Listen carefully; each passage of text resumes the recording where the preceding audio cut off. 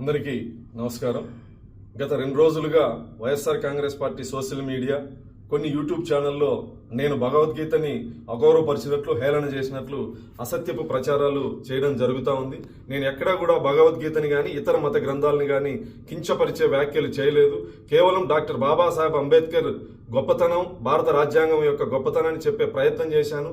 Bhagavad Gita, Quran, Bible వల్ల మా జీవన ప్రమాణాలు మెరుగుపడలేదు, కేవలం రాజ్యాంగం వల్ల దళితుల జీవితాల్లో మెరుగుపరిచాయని చెప్పడం జరిగింది తప్ప నేను ఎక్కడా భగవద్గీతను కించపరిచే వ్యాఖ్యలు నేను చేయలేదు.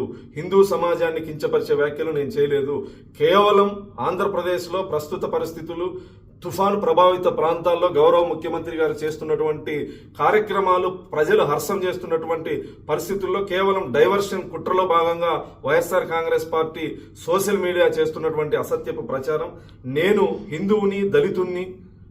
గౌరవ ముఖ్యమంత్రి గారు నాకు టీటీడీ పాలక మండలి సభ్యుడిగా అవకాశం ఇస్తే నా నియోజకవర్గంలో శ్రీనివాస్ కళ్యాణం నిర్వహించాలని 8 నెలల క్రితమే నేను లేఖ రాసిన వాడిని.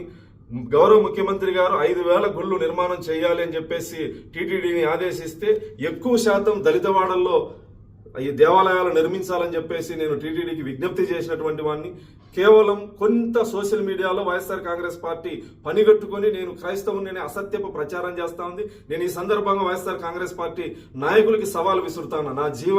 నేను పుట్టిన ఊరిని వెళ్ళి మీరు విచారించుకోండి. మా తాతల కాలం నుంచి నేను హిందువుని, వెంకటేశ్వర స్వామి మీద భక్తి ఉన్నటువంటి వాడిని. మీ కరుణాకర్ రెడ్డి లాగా ఇంట్లో ఒక మత ఆచారాన్ని ఆచరించి, క్రైస్తవ మతాన్ని ఆచరించి పదవి కోసం బయట హిందువుల డ్రామాలు ఆడేటువంటి వ్యక్తిని కాదు. నేను హిందువుని, దళితుణ్ణి, వెంకటేశ్వర స్వామి మీద నమ్మకము, భక్తి ఉన్నటువంటి వాడిని. దయచేసి నా హిందూ సమాజం వైఎస్ఆర్ కాంగ్రెస్ పార్టీ చేసేటువంటి కుట్రలో భాగస్వామ్యం కావద్దని ఈ సందర్భంగా విజ్ఞప్తి చేస్తూ, భగవద్గీతను నేను కించపరిచానని మీ మనోభావాలు దెబ్బతింటే నేను ఒక హిందూ సోదరుడిగా నేను మిమ్మల్ని క్షమాపణ అడుగుతాను.